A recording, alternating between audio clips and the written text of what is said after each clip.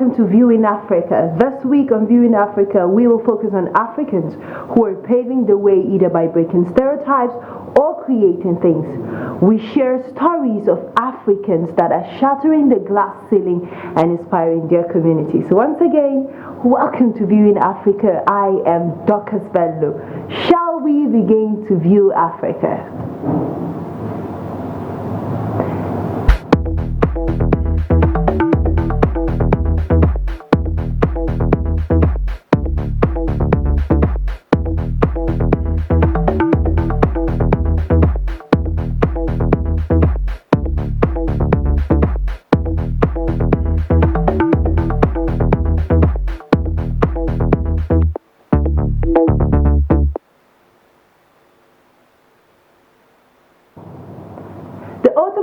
Industry and the world is dominated by men. However, in this next story, a 28-year-old college-educated mechanic is happily rocking the boat, and she hopes to get more women to join her. Here's the report.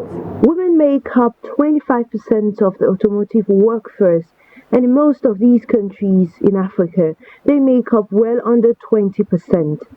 But in Southern Africa, Memory Berry is not scared to push the glass ceiling.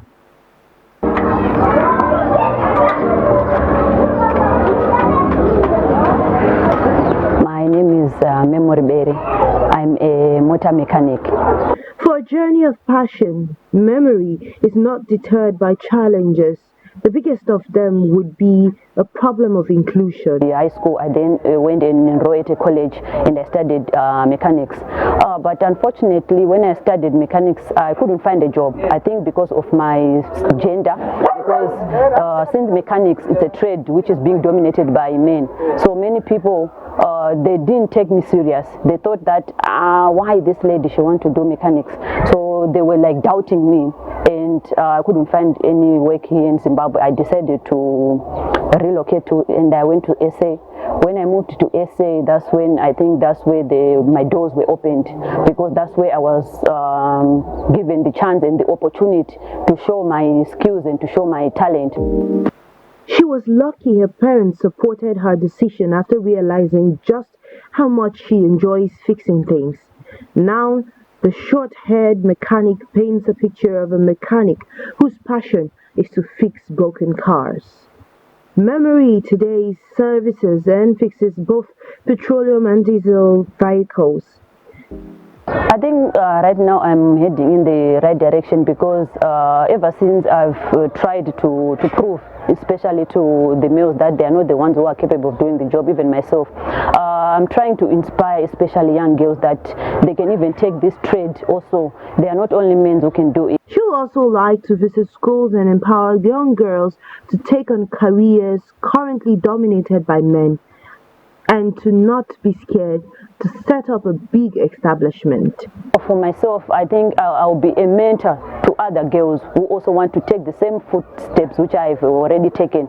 So I'll say to myself, as time goes on, I'm giving myself maybe 2 years, 3 years, because my dream is to have my own workshop. When I have my own workshop, I'll be able to teach young girls how to fix cars. And also, if I get the opportunity, and also if my funds permit, my wish was to travel around Zimbabwe, especially in schools, because I found out that the foundations really start in schools. So my wish was to travel around schools, and I will encourage girls to take up trades in the male-dominated field, whether it's carpentry, plumbing, mechanics, building. So that's also one of my wish, that I need to travel and encourage young girls to take these male-dominated trades.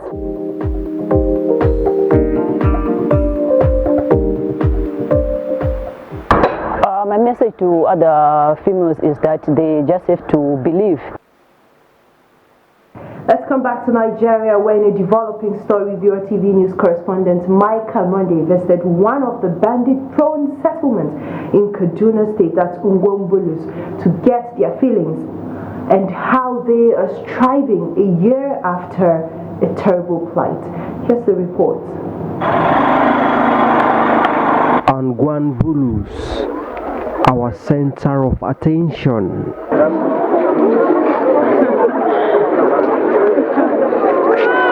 little year ago, exactly April 29, 2022, and 26 persons were kidnapped from this very settlement, and 6 gruesomely murdered. One of them was Sefa's brother. So he did not come back alive. Okay. After we have paid ransom, we discovered that he's no more. 2 months after the ugly incident, 20 captives eventually returned, except Mr. Kubai and 5 other people. Out of the 20 returnees, 19 of them have left on Guanbulus as a result of their dark experiences at the hand of their abductors. People have been leaving the community because there is no security presence even after the incident. Up to now, many people have not returned to the community. Since they kidnap our people, now so we sit down with fear. Remaining dwellers says the government is yet to talk to them over the unfortunate incident that occurred over a year ago. To them, justice have not been done. The cultivating season is here, but the farmlands are being deserted. Instead, the residents have chosen to embark on substantial farming. One person no fit go farm alone, but you go gather some more like this so that anything happen a day plenty. But one person no go fit go farm alone because of fear. God, we are in fear. We are not happy about what's happening. We are pleading with the government to ensure we have peace and security in our country, so that we will not continue to live in fear. The few dwellers are begging for adequate security as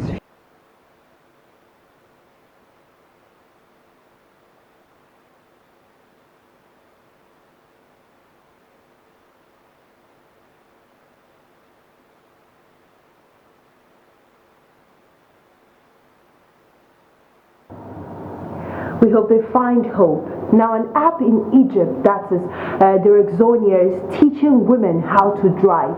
It is a platform that would challenge stereotypes and empower women seeking safe professional driving lessons.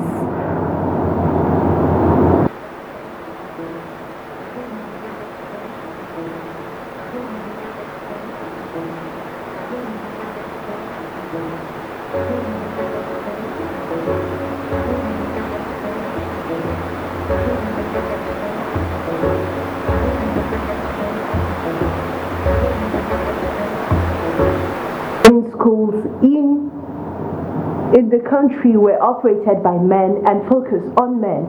This presented a challenge to women who wanted to take driving lessons in dignity and in safe environments without being harassed by male trainers. Talat had always wanted to empower women in her country, and the driving school challenge struck her as the opportunity she would have been waiting for.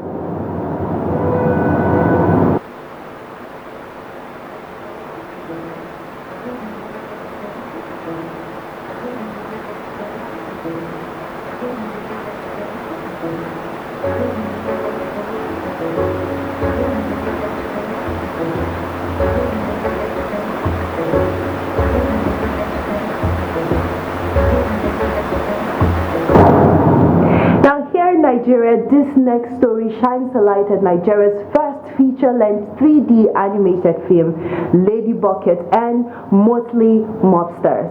Now distributing worldwide, the animation opens the door to a potential global audience for an animation that was originally conceived in the home of a Nigerian geologist, Blessing Amidu. An Afro-urban entertainment powerhouse has begun distributing Lady Bucket and the Motley Mobster after inking a deal with a hot ticket production to distribute the film globally. Now, the success of this movie has given Amidu and the film executive producer a first must-win for her career. However, for her, the journey has been about more than just producing a movie. It also meant pivoting from the geologist to a filmmaker. One evening, while watching a cartoon with her children, she felt inspired to create this anime. Amedu has two girls and a boy. Rather, two girls and twin boys who are always fond of mimicking cartoon characters, and one of the boys is always in his underpants. Now, the film production suffered several setbacks, including a cash crunch and difficulties assembling a team that could produce this movie. After about 2 years, with around $40,000 spent and no progress made, Amidu miffled but determined considered paying American or an Asian firm to produce this film. Then Adetayo emerged.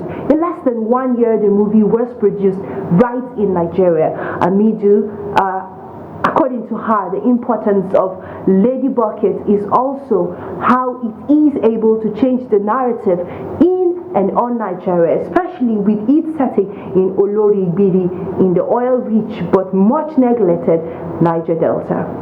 Every story coming out of that place has been that of violence, deprivation, suffering and poverty for people living in that region.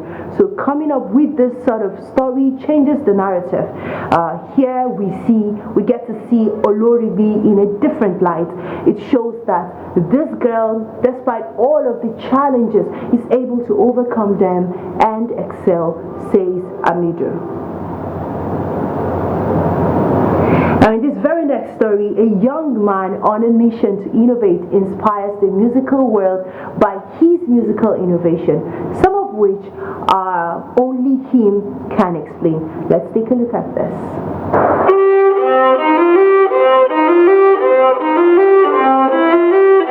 A closer inspection of this violin reveals a number of electronic adaptations built into the face of the violin. There are modifications to the instrument that only Tapshak Dahiras can explain. The sound is picked from here and it's sent to this pickup, and then this pickup amplifies it, and then I can be able to play a song and then flash memory card or anything through the flash memory card point. And then the output of this will become the input of this. Now I can also increase and create the low of the general output of this. Now this now divides the output for me, the total output now. So thereby sending the whole complete thing, one to the mixer and then one to myself. Tapshak's innovation began after a struggle to make good grades while in secondary school. He began to sort for new ways to improve his understanding, a journey that turned him into an innovator. As a fellow, I think when I was small, people used to compete to be the first, second, third position, but I was competing for the last 3 in the class. It was so terrible that one day my mother looked at me and told me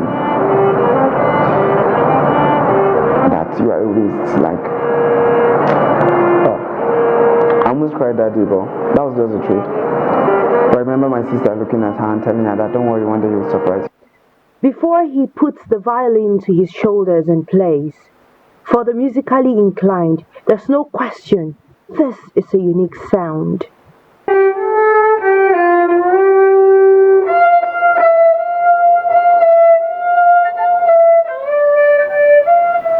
Tapshak started modifying this violin after a struggle at a major event where he was supposed to play alongside a keyboardist. He found himself having to follow music that he described as simply rubbish. It was a humiliating moment. This event followed sleepless nights as he tried to figure out a solution to this new challenge. He kept trying different modifications on his violin until eventually, after a period of 2 years, he had a breakthrough. If I'm supposed to meet a company to do this, I would spend over 2 million plus or something. I know of Dr. Paul's NHS saxophone that he actually spent too much, and a lot of musicians spend a lot to to make a specific improvement on their instrument. Tapshak soon realized that he could make a living solving similar problems for other musicians. This is now his business, modifying musical instruments. From Jos, Plateau State, Nigeria.